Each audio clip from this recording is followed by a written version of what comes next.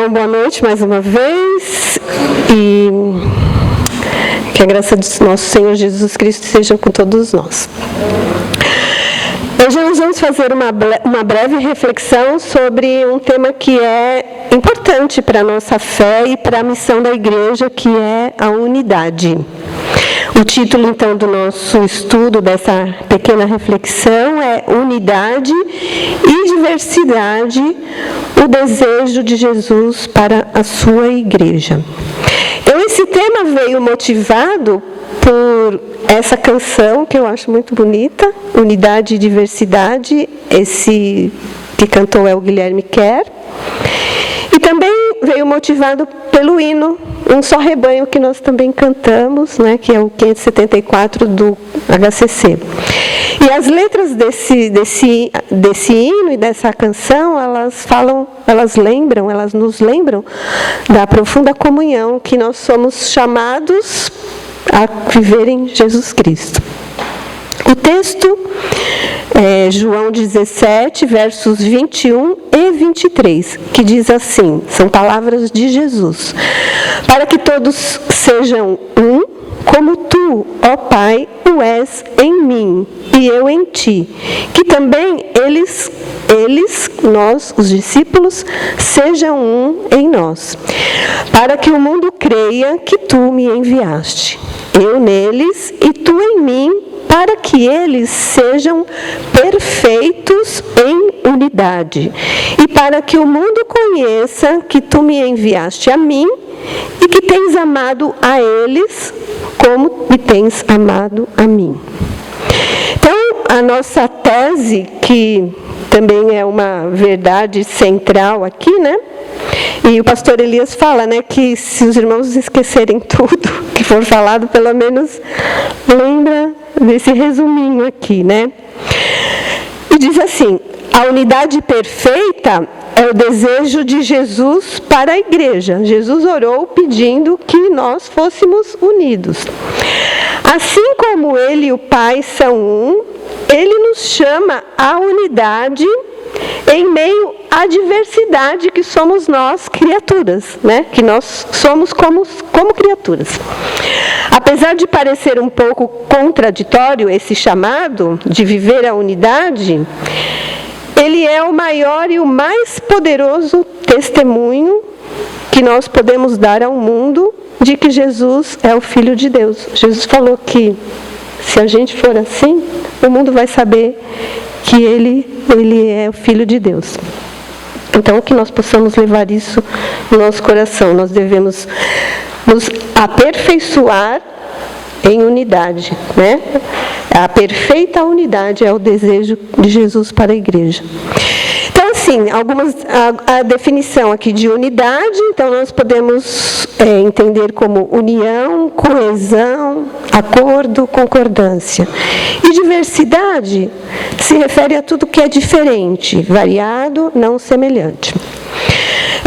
Nós vivemos, assim, atualmente em um mundo que está enfatizando bastante e valorizando bastante a diversidade, né? E tem promovido, através desse programa de diversidade, a inclusão e justiça social. Reconhecidamente são causas nobres. Mas, no entanto, muitas vezes, as tentativas de fazer isso por programas, assim, alcançar a harmonia através de um programa assim, muitas vezes acaba não tendo o efeito desejado, porque esse programa, ele foca muito nas diferenças das pessoas, então fica um pouco frágil para construir a harmonia. E acabam promovendo mais divisão e preconceito. A Bíblia, então, nos apresenta um padrão de unidade que vai além de todas essas categorias humanas, né, que estão dentro desses programas e os seus conflitos. Jesus, em sua oração, como nós lemos, mais profunda, essa oração Jesus fez antes de ser crucificado. Ele pediu por uma igreja unida. Vamos falar um pouco da diversidade, então. A diversidade é dom de Deus. Deus nos criou diferentes, né? Gênesis 1:27 fala que nós fomos criados à imagem de Deus, com valor e singularidade. Então, cada um de nós é uma pecinha diferente da outra, né? A diversidade é um reflexo da graça de Deus, que em sua sabedoria e bondade Ele nos criou como pessoas com múltiplas características e dons, e assim engrandecendo a beleza e a complexidade da sua própria criação.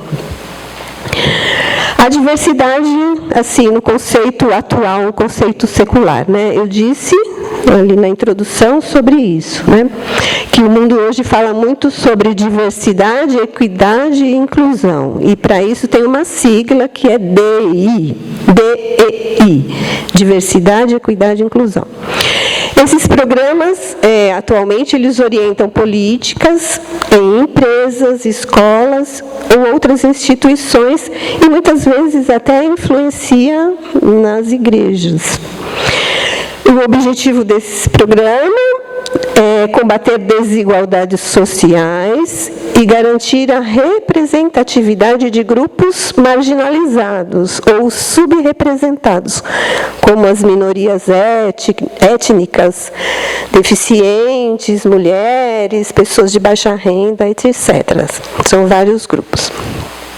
Eles valorizam a expressão individual, o que muitas vezes, como disse, resulta em fragmentação e polarização.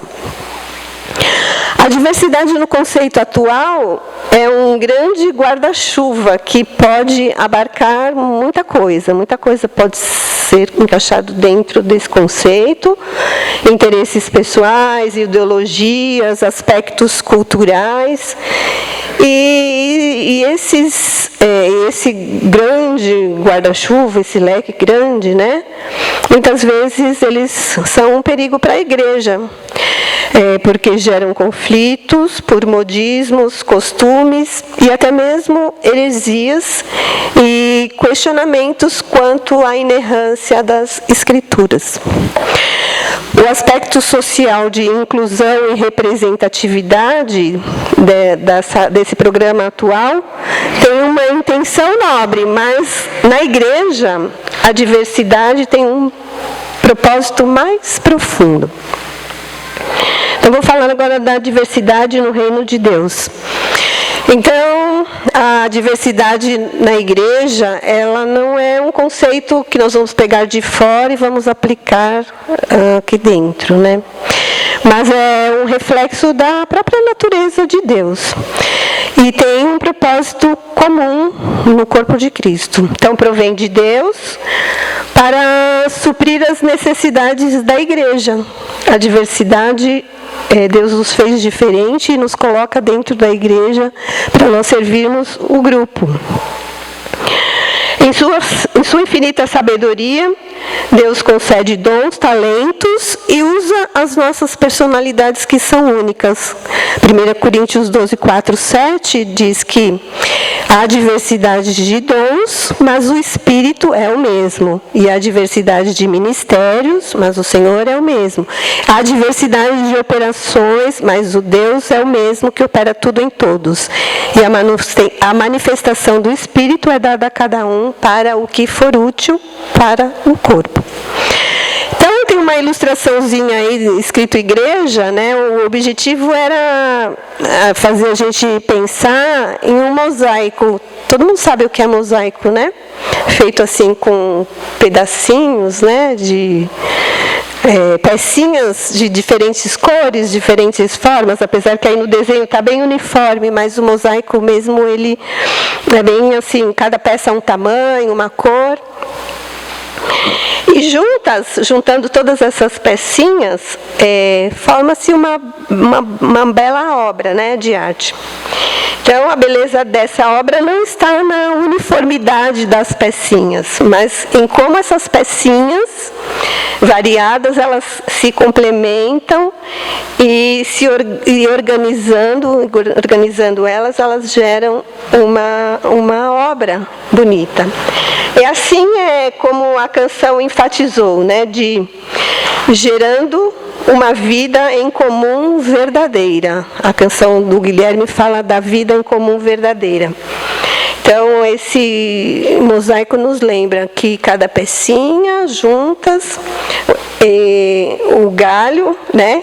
Nós, como um galho também, ligado à parreira, contribuindo para o todo.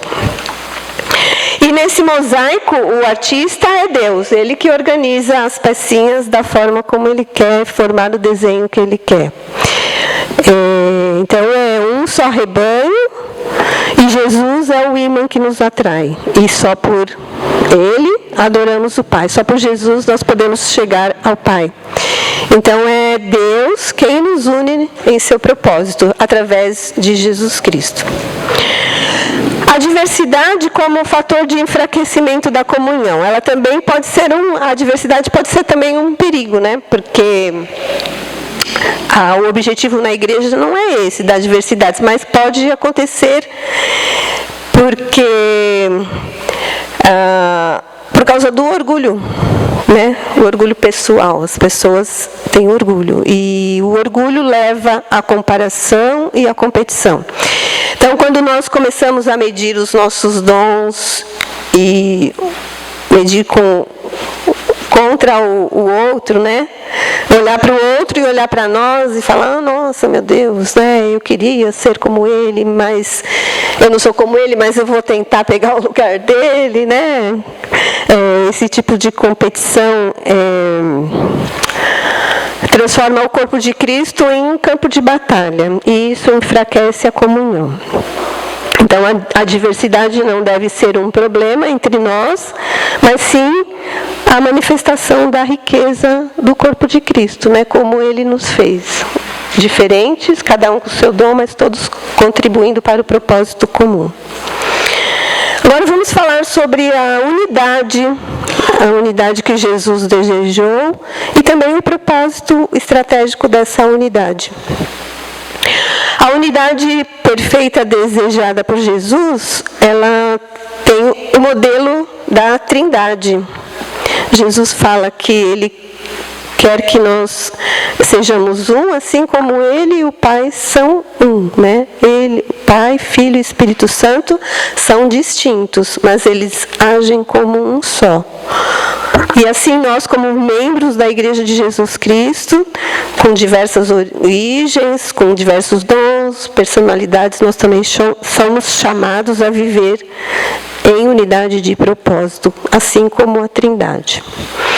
Essa unidade também foi expressa por Jesus na oração. Então, ele, em João 17, nos versículos que a gente já leu, né, Jesus, ele não pede uma unidade superficial ou apenas social, mas uma unidade perfeita e completa, que reflita essa relação que há entre ele e o Pai. Nesse ponto, assim, o Evangelho ele é bem forte, né? Porque em vez de simplesmente gerenciar as nossas diferenças, ele cura as nossas feridas interiores e de dentro, né? Nós nos reconciliamos com Deus. Nós interiormente nos reconciliamos com Deus, e essa base de reconciliação com Deus é a base para nós nos reconciliarmos com o nosso próximo, permitindo que entre nós haja uma unidade muito além da mera coexistência. E isso se torna um testemunho poderoso da graça de Deus. No hino Um Só Rebanho, que nós cantamos, fala isso, né? Que um só rebanho, um só pastor, uma só fé, um só Salvador. No amor de Cristo nós unidos, no mesmo Espírito, o Espírito Santo, nós vamos ao nosso Pai. E é essa união em Cristo, movida pelo Espírito Santo, que nos define. E o outro ponto da unidade que Jesus desejou para a igreja é como a marca do Evangelho de Jesus Cristo. Então, a unidade, nós vivermos em unidade, a igreja ser unida, é a prova visível ao mundo que o Pai enviou Jesus. É um tipo de unidade que o mundo não pode produzir com as suas próprias forças. Essas iniciativas de programas, né, de inclusão, de justiça social, eles, como a gente já falou, eles falham em resolver os conflitos, tanto externos quanto os conflitos também internos das pessoas, né, da natureza humana, como o egoísmo, o preconceito e a busca por poder. Então, esses programas podem até promover uma certa tolerância e algum respeito, mas não transforma os corações, que isso só o Evangelho que pode fazer. E a unidade desejada por Jesus, ela tem como fundamento uma identidade comum que nós temos em Jesus Cristo. As pessoas, humanamente a gente se identifica, né, por raça, sexo, classe social, enfim. Mas quando nós aceitamos a Jesus Cristo, nós recebemos uma identidade, né, que nós somos cidadãos do reino de Deus, né? Enquanto as iniciativas de DEI buscam reconhecer e valorizar as diferenças para criar um ambiente de inclusão, elas reforçam as divisões, como nós já falamos. A unidade cristã, por outro lado, ela transcende essas categorias, né, de raça, cor, sexo. Em Cristo não há grego, nem judeu, nem circuncisão, nem incircuncisão, não há bárbaro, não há cita, não há escravo ou livre, de acordo com Colossenses 3:11. A identidade do crente não é definida por sua etnia, status social ou qualquer outra característica terrena, mas pela filiação divina. Então, nós somos filhos de Deus, cidadãos do reino do céu, e essa é a nossa identidade e é isso que nos une. E permite que as nossas diferenças sejam celebradas. Já não são mais conflitos, mas são a manifestação da riqueza da criação de Deus. Os propósitos estratégicos da unidade. Então, de acordo com o texto de João 17, é que a unidade da igreja é um sinal para o mundo, é um sinal claro para que o mundo creia. Jesus orou para que o mundo creia que tu, o Pai, me enviaste. Uma igreja dividida, cheia de conflitos, perde autoridade e eficácia em sua missão de evangelizar. A unidade se torna, então, o grande argumento do Evangelho. A canção do Guilherme, da multidão dos que creram, nos lembra que essa igreja unida é povo de Deus, é sal e luz para todos os povos. Outro propósito estratégico da unidade é o reflexo da glória de Deus. Ao vivermos em harmonia, demonstramos ao mundo o caráter de um Deus que é amor. E o outro propósito é o cumprimento da missão. Então, a unidade que Jesus orou, ela não tem um fim em si mesma, mas ela é a base para nós cumprirmos a grande comissão. Uma igreja unida pode cooperar de forma mais eficaz para levar o Evangelho a todos os povos e nações. E o nosso terceiro ponto fala sobre a comunidade de Atos. O Guilherme citou, né, que ele estava estudando o livro de Atos e esse estudo, quando ele ouviu a canção, a música, ele já tinha a letra na cabeça, porque ele estava estudando sobre o livro de Atos.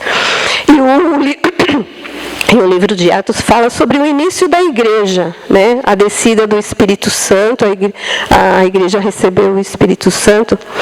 E então a comunidade serve como modelo para esse propósito de Jesus, né, da unidade.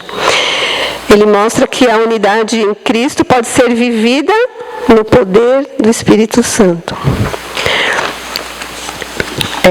A igreja primitiva experimentou eles tiveram uma experiência assim bem radical do que a sociedade da época vivia, né? O que aconteceu lá em Jerusalém, haviam judeus de todas as partes do mundo, com diferentes sotaques, culturas e posições sociais. E pela lógica humana da sociedade daquela época, e também até ainda hoje, essas condições são uma receita para a divisão, né? Mas a Bíblia nos fala que ali havia um só coração e uma só alma. Então foi uma experiência realmente bem forte. A diversidade, ela continuou existindo, não deixou de haver a diversidade, mas eles se uniram e agiram como um organismo vivo. A prática de ter tudo em comum e a ajuda aos necessitados não foram uma medida de homogeneização, mas um ato de amor que demonstrava que a nova identidade que eles tinham em Cristo superava todas as condições materiais e os interesses individuais, que ainda que fosse diferente de pessoa para pessoa. A canção do Guilherme, então, captura essa vivência perfeitamente. Da multidão dos que creram, era só o coração e a alma. Uma somente, uma semente. Somente uma esperança, uma semente brotando, né? Brotando dentro da gente. O que produziu essa unidade radical não foi um programa de diversidade humano, mas a experiência comum da graça de Deus e a ação do Espírito Santo ali derramado, como foi prometido por Jesus antes da sua morte. Essa experiência da comunidade de Atos também era fundamentada em Cristo, né? Eles perseveravam na doutrina dos apóstolos, eles tiveram a experiência de receber os ensinos diretamente dos apóstolos, né? Privilégio. Eles perseveravam, então, na doutrina dos apóstolos, na comunhão, no partir do pão e nas orações. Eles eram unidos, mas a união não era fundamentada em eles serem iguais, mas terem sido transformados pelo mesmo Salvador. A fonte dessa unidade não era um programa de diversidade, como a gente tem, né, atualmente, ou uma agenda social, mas sim era a fé compartilhada e, principalmente, a presença do Espírito Santo, né, que eu creio tenha sido muito, muito forte naquele momento. E essa unidade que eles experimentaram lá, ela foi manifestada em ações concretas. Então, eles conseguiram superar questões de nível social, questões de língua. E a canção também de Guilherme fala sobre isso, que além de superar a riqueza e a pobreza, enfim, eles... por eles terem o espírito de compartilhamento, né? A canção fala: nosso era o pão cada dia, nosso era o vinho, o que se reparte e reparte a própria vida. Essa é a vida em comum verdadeira, de quem é galho ligado à parreira. O que se reparte é a própria vida, né? Quando você está pensa no galho que está na parreira, eles compartilham a vida ali, né? Se o galho é arrancado, morre. Né? Então, essa experiência da solidariedade profunda. A outra ação concreta foi que não havia entre eles necessitado. O texto diz que eles vendiam as propriedades e distribuíam a todos conforme a necessidade de cada um. A comunidade de Atos, então, ela nos mostra que a unidade em Cristo é a única força capaz de romper as barreiras do nosso egoísmo. E a unidade nos reconcilia com Deus e também com os nossos irmãos entre nós. A canção de Guilherme Kerr celebra os resultados concretos da unidade. Então, ele também fala sobre isso, as coisas que eram concretas, que podiam ser vistas daquela unidade.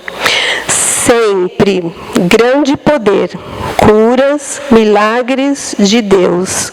Sempre proclamação, porque Cristo, o Senhor Jesus, havia ressuscitado.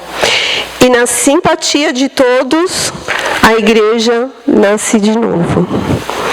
Então, concluindo, nós podemos dizer que a mensagem do Evangelho, ela deve ser proclamada e vivida de forma completa, o que inclui a justiça social, o cuidado com os necessitados, como nós vemos em Atos. No entanto, a busca por justiça social não pode se tornar um fim em si mesma. Ideologias externas podem comprometer as convicções e doutrinas bíblicas. A unidade da igreja deve ser construída sobre a verdade da palavra de Deus, onde a diversidade de dons e o serviço ao próximo caminham lado a lado com a pregação, sem que um ofusque o outro. A unidade da igreja não é uma ideia inalcançável de comunidade, mas uma realidade na qual devemos nos aperfeiçoar, pois esse é o desejo de Jesus. Ela é o testemunho mais poderoso que poderemos oferecer ao mundo sobre o amor de Deus. O desafio para nós hoje é ser uma igreja que acolhe diferentes dons e personalidades, mas que se mantém unida em amor, demonstrando ao mundo o poder transformador do Evangelho. Que nosso exemplo de unidade leve o mundo a crer em Cristo, quem nos amou e por nós quis morrer. Amém? Amém.